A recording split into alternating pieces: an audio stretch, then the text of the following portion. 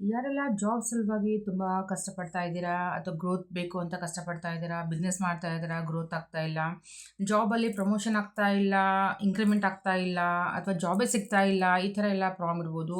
ಅದು job related ಅಥವಾ business related ಯಾವುದೇ ಪ್ರಾಬ್ಲಮ್ ಇದ್ರೂ ಕೂಡ ಹನುಮಾನ್ ಯಂತ್ರ ಅಂತ ಬರುತ್ತೆ.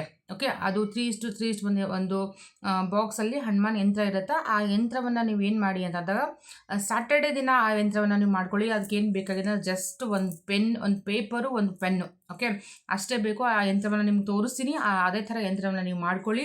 ಹನುಮಾನ್ ಚಾಲೀಸವನ್ನು ಓದ್ತಿದ್ರೆ ಹನುಮಾನ್ ಚಾಲೀಸನ್ನು ಓದಿ 5 ಟೈಮ್ಸು, ಇಲ್ಲ ಅಂತಂದರೆ ಓಂ ಹಂ ಹನುಮತೇ ನಮಃ ಅನ್ನೋವಂಥ ಮಂತ್ರವನ್ನು 108 ಸಲ ಚಾಂಟಿಂಗ್ ಮಾಡಿ ಅದನ್ನು ನಿಮ್ಮ ಪರ್ಸಲ್ಲಿ ಕ್ಯಾರಿ ಮಾಡ್ತಾ ಬನ್ನಿ.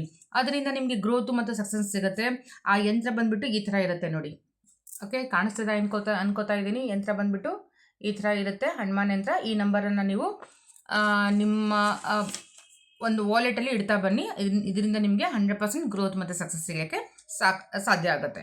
ಯಾರೆಲ್ಲ ನನ್ನ ವಿಡಿಯೋನ ಫಸ್ಟ್ ಟೈಮ್ ನೋಡ್ತಾ ಇದ್ರು ಲೈಕ್ ಮಾಡಿ, ಹಾಗೆ ನನ್ನ ಪೇಜನ್ನ ಫಾಲೋ ಮಾಡೋದನ್ನು ಮರಿಬೇಡಿ.